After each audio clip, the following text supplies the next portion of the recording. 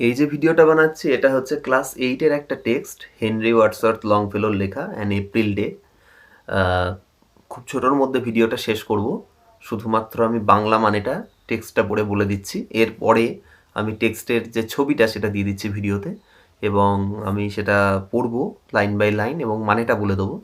আশা করি যাদের মানে বুঝতে অসুবিধা হয় ইংরেজি থেকে বাংলায়, তারা এই ভিডিওটা দেখে নিয়ে এবং এখানে যে মানেটা বলে দিচ্ছি আমি সেটা শুনে নিয়ে তারা পড়ে নিতে পারবে।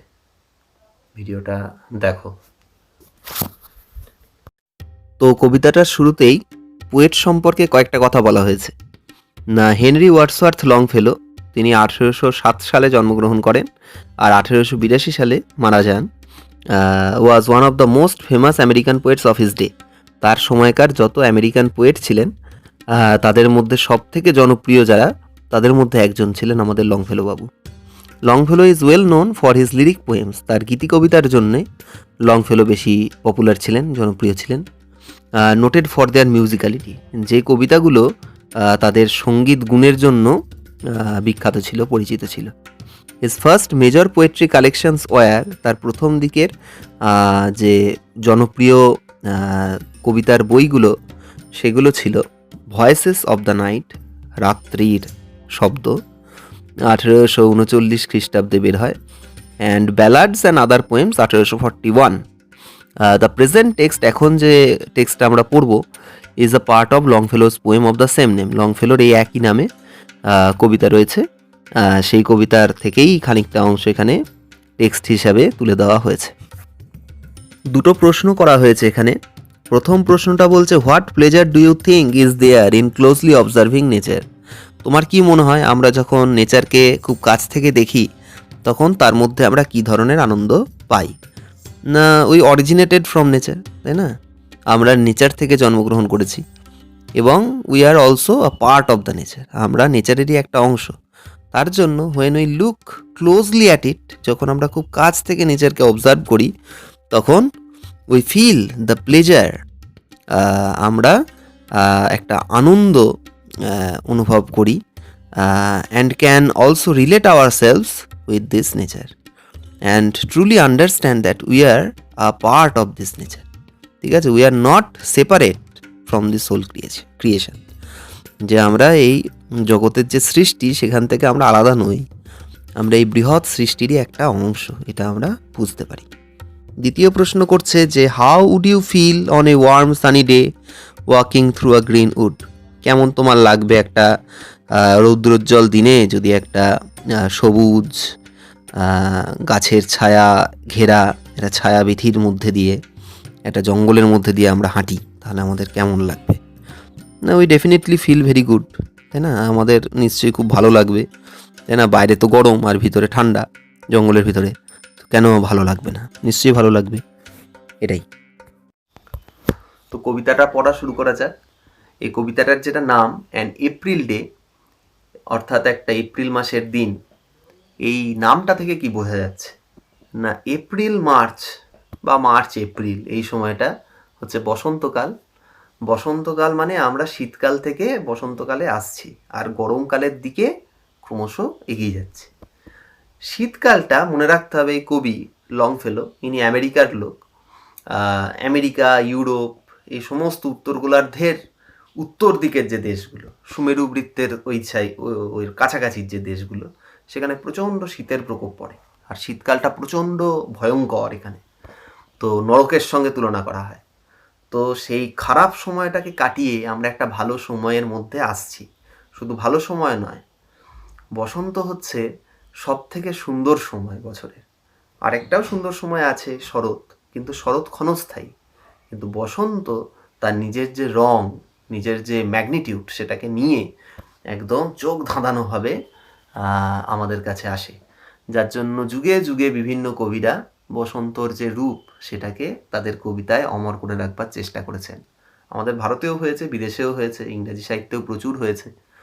তো এই লংফেলোর এই যে অ্যান এপ্রিল ডে কবিতাটা সেরকমই একটা বসন্তের বর্ণনা, যখন আমরা একটা খুশির সময়, আমরা শীত থেকে বসন্তকালে এসেছি। এবার সূর্যের যেটা তাপ সেটা ফিরে এসেছে, ফসল বোনা হবে, তারপরে আমরা আস্তে আস্তে গরমের দিকে এগিয়ে যাব, বর্ষাকাল আসবে, ফসল কাটার সময় আসবে, আমাদের মনে একটা আনন্দ, একটা আশা জেগে উঠছে। আর সেই সঙ্গে প্রকৃতি নিজের রূপটাকে মেলে ধরছে, জঙ্গলে ফুল ফুটছে, যে গাছগুলো শীতে মৃতপ্রায় হয়ে গিয়েছিল সেই গাছগুলো আবার জেগে উঠছে, বনভূমি সাজো সাজো একটা ব্যাপার, পাখিরা চারিদিকে ডাকছে, গান গাইছে। তারপরে সূর্যের যে আভা সেটা যেন জঙ্গলে একটা নতুন করে প্রাণের স্রোত নিয়ে এসেছে। তো কবিতাটা এইভাবে এগুবে, স্ট্যাঞ্জা বাই স্ট্যাঞ্জা পড়বো আর তার মানেটা আমি বলে দেবো, শোনো। তো কবিতাটা এরকম না, when the warm sun that brings seed time and harvest has returned again, যখন উষ্ণ সূর্য যেটা ফসল বোনার সময় এবং ফসল কাটার সময় নিয়ে আসে সেটা যখন আবার ফিরে এসেছে, it is sweet to visit the still wood, এই সময়টায় জঙ্গলে, শান্ত জঙ্গলে বেড়াতে যেতে খুবই ভালো লাগে। হোয়ার স্প্রিংস, যেখানে ফোটে the first flower of the plain, সমতল ভূমির প্রথম ফুলটি। I love the season well when forest glades are teeming with bright forms, আমি ঋতুটাকে ভালোবাসি যখন জঙ্গলের ফাঁকা স্থানগুলি উজ্জ্বল ফুলে ফুলে ভরে যায়। এখানে গ্লেডস মানে জঙ্গলের মাঝে যে ফাঁকা ফাঁকা জায়গা সেগুলোকে বলা হচ্ছে না। জঙ্গলে অনেক সময় গাছ কাটার ফলে বা গাছ পড়ে যাওয়ার ফলে বা অন্য কোনো কারণে গভীর জঙ্গলের মাঝে অনেক সময় ফাঁকা ফাঁকা জায়গা থেকে যায়, এগুলোকে গ্লেড বলে। আর টিমিং মানে ভর্তি হয়ে যাওয়া, ভরে যাওয়া। আর ব্রাইট ফর্মসটা এখানে সিম্বলিক, এখানে ফুলের কথা বলা হচ্ছে। Nor dark and many folded clouds foretell the coming on of storms, না তখন অন্ধকার অনেক স্তরীভূত যে মেঘগুলো সেগুলোও থাকে না ভবিষ্যৎবাণী করবার জন্য যে ঝড় হতে পারে, এইটা বলবার জন্য। কারণ কি না, কারণ বসন্তকালে তো ঝড় হয় না তেমন। বসন্তকালের যে ওয়েদার সেটা খুবই মনোরম হয়, তখন আকাশে মেঘই থাকে না, তো ঝড় কি হবে? আর তার জন্য ঝড়ের কোনো পূর্বাভাস দেওয়ার জন্য মেঘও থাকে না। তো এই রকম সময়ই তো বেড়াতে যাওয়ার জন্য আদর্শ, তার জন্য এই ঋতুটাকে কবির খুব পছন্দ। ফোরটেল মানে হচ্ছে পূর্বাভাস, আগে থেকে কোনো কিছু বলে দেওয়া। তো এই ফোর শব্দটা খুব ইম্পর্টেন্ট। ফোর সি মানে আগে থেকে কোনো কিছু দেখে নেওয়া, যাকে দিব্য দৃষ্টি বলে, আমাদের সঞ্জয় বাবুর ছিল মহাভারতে, তো সেই জিনিস। আর ফোরটেল মানে আগে থেকে কোনো কিছু বলে দেওয়া, ভবিষ্যৎবাণী করা, এইটা। From the earth's loosened mould the sapling draws its sustenance and thrives, ছোট ছোট চারা গাছগুলি মাটির আলগা হয়ে যাওয়া অংশের মধ্যে থেকে তাদের বাঁচার রসদ টেনে নেয় এবং তারা খুব তাড়াতাড়ি বড় হয়ে ওঠে। এখানে লুজেন মোল্ড বলতে আলগা হয়ে যাওয়া অংশ মাটির, সেটাকে বোঝানো হচ্ছে। স্যাপলিং বলতে চারা গাছ, সাস্টেন্যান্স বলতে বাঁচার রসদ। এখানে উদ্ভিদের ক্ষেত্রে সেটা হচ্ছে মাটির রস, যেটা শীতকালে থাকে না। শীতকাল তো শুষ্ক সময়, তার জন্য মাটিতে রস থাকে না, কিন্তু বসন্তে সেই রস আবার এসেছে ফিরে, যার জন্য সেগুলো টেনে নিয়ে ছোট ছোট চারা গাছগুলো আবার থ্রাইভস অর্থাৎ বড় হয়ে উঠছে, খুব তাড়াতাড়ি বড় হয়ে উঠছে। Though stricken to the heart with winter's cold the drooping tree revives, যদিও তারা শীতের দ্বারা তাদের হৃদয় পর্যন্ত আক্রান্ত হয়েছে, হৃদয় পর্যন্ত আঘাতপ্রাপ্ত হয়েছে, তবুও মৃতপ্রায় গাছগুলি বসন্তের আগমনে আবার পুনরুজ্জীবিত হয়ে উঠছে। তো এখানে স্ট্রিকেন মানে আঘাতপ্রাপ্ত হওয়া, ড্রুপিং মানে মৃতপ্রায়, রিভাইভস মানে পুনরুজ্জীবিত হয়ে ওঠা। তো এখানে খুব সুন্দরভাবে গাছগুলোর, বড় বড় গাছগুলোর যে অবস্থা বসন্তে সেটার কথা তুলে ধরা হয়েছে।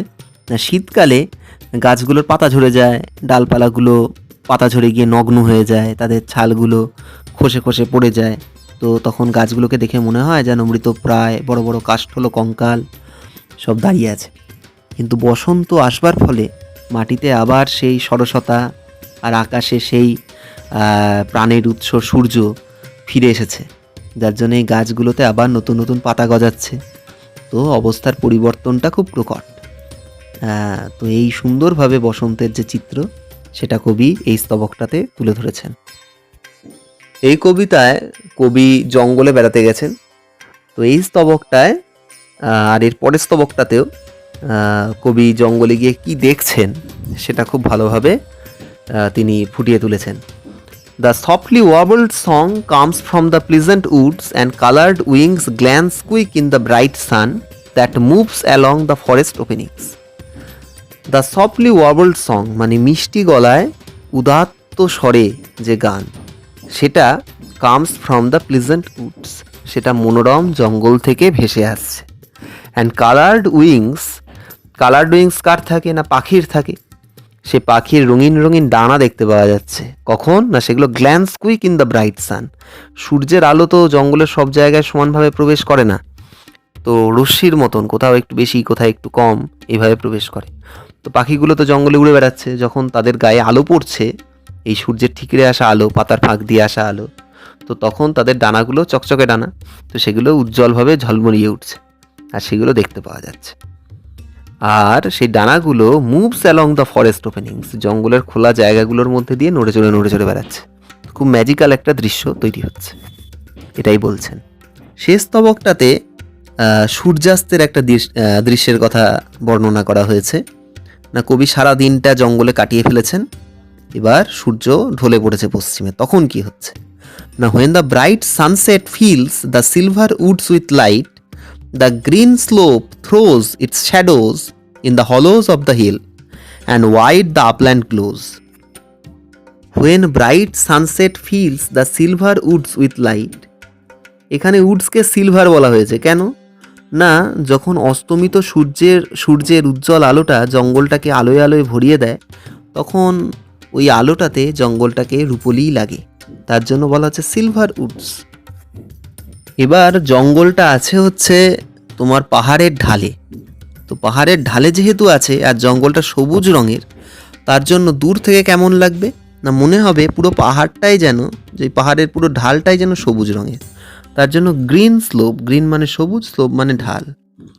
এই গ্রিন স্লোপের মধ্যে অস্তমিত সূর্যের আলোটা তির্যকভাবে এসে পড়ছে, যার জন্য যে গাছের কাণ্ড সেগুলো লম্বা লম্বা ছায়া তৈরি হচ্ছে। এবার সেই ছায়াগুলো গাছের যে পাহাড়ের যে ঢাল, সেই ঢাল বেয়ে গিয়ে পড়ছে পাহাড়ের গিরিখাতের মধ্যে।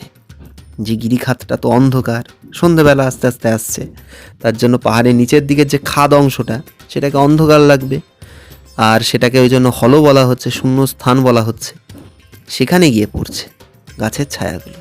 না the green slope throws its shadows in the hollows of the hill, সবুজ যে পাহাড়ের ঢাল সেটা তার লম্বা লম্বা ছায়াগুলোকে, লম্বা লম্বাটা এখানে দেওয়া নেই, আমি ওটা বললাম আর কি বোঝাবার জন্য, না তার ছায়াগুলোকে নিয়ে গিয়ে ফেলছে পাহাড়ের যে শূন্য স্থান অর্থাৎ খাদ, সেই গিরিখাতের অন্ধকারের মধ্যে।